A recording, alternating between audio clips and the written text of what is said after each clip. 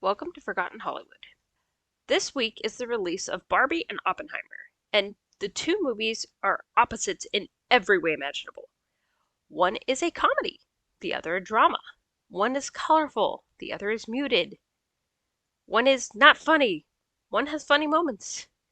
One is shorter but feels long, the other is long but feels shorter. One is horrendously bad, the other is tremendously good.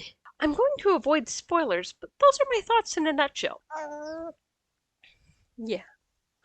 And my little co-host here, he slept through nearly all of it. He did watch part of Oppenheimer, but Barbie he had absolutely no interest in. Isn't that right? Yeah. Having these movies come out at the same time is striking, as Oppenheimer serves to emphasize just how badly done Barbie really is. Breaking it down point by point, the script for Barbie is scattered, but still manages to be linear. It depicts a world that is so extreme in its exaggerations, I don't think anyone has ever experienced anything like it. And then there's Barbie Land. Yeah, Barbie Land is a feminist dream world. I will pause here to say that Mattel was adamant that this movie was not feminist and for everyone. Now, if by feminist they were referring to the suffragette movement of the 1910s, then yes, it's not feminist. This movie has a message that is anti-man, anti-motherhood, and supports the idea that to solve the world's problems, men must be set aside. I would not be exaggerating to say that it is a 2-hour lecture on what the modern feminist movement believes and wants.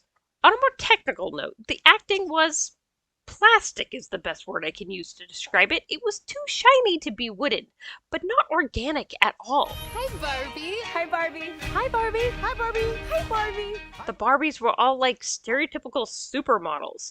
Think Zoolander if you've seen that. Just a bunch of idiots with plastered on smiles. Even the Barbies that are doctors or Nobel Prize winners.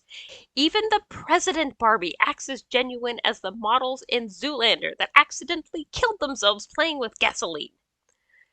The comedy was flat throughout the entire thing. I heard someone chuckle once, and my husband was quietly laughing at a ridiculous moment that was supposed to be serious.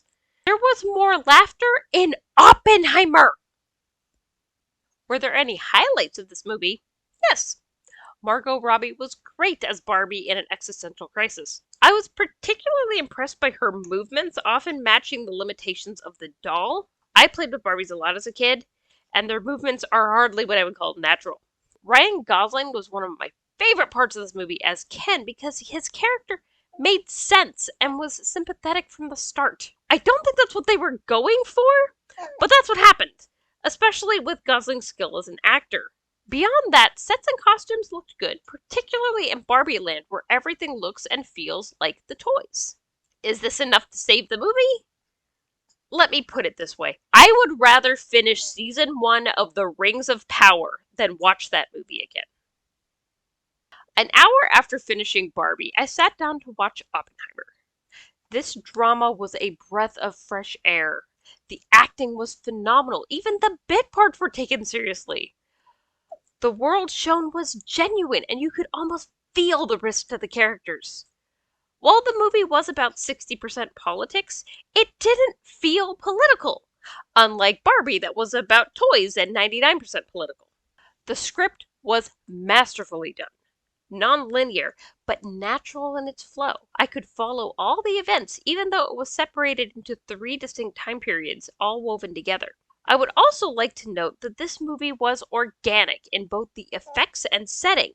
No CGI was used at all. I remember once reading about how surprising it was that director Christopher Nolan was able to recreate an atomic explosion with practical effects. As someone with several favorite movies that came out before the invention of the computer, this is not that shocking. The Twister in Wizard of Oz was done with a stocking. You'd be amazed what one can do with practical effects.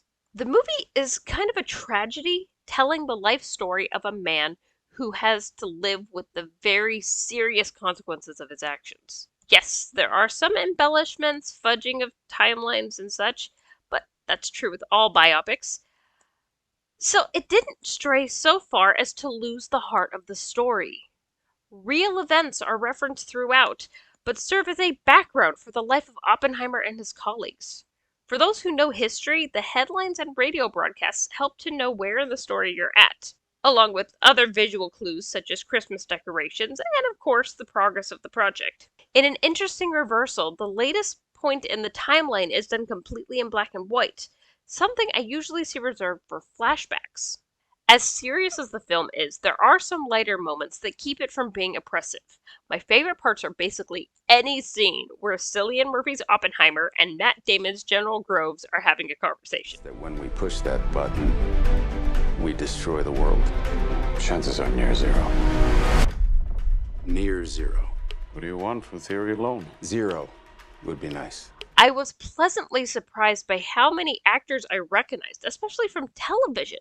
David Krumholtz starred in Numbers. Tim DeKay starred in White Collar. Gregory Jabara is a regular on Blue Bloods, just to name a few. Then, of course, you had the immense talent of Emily Blunt playing Kitty Oppenheimer. Brilliant is the best word I can think of when it comes to casting. Also, the makeup was amazing, taking the characters from youth to old age without changing the actor. It was incredible how well they pulled it off. In summary, the two movies are about as far from each other as you can get. The quality is like comparing Shakespeare at the Globe to Little Red Riding Hood done with sock puppets.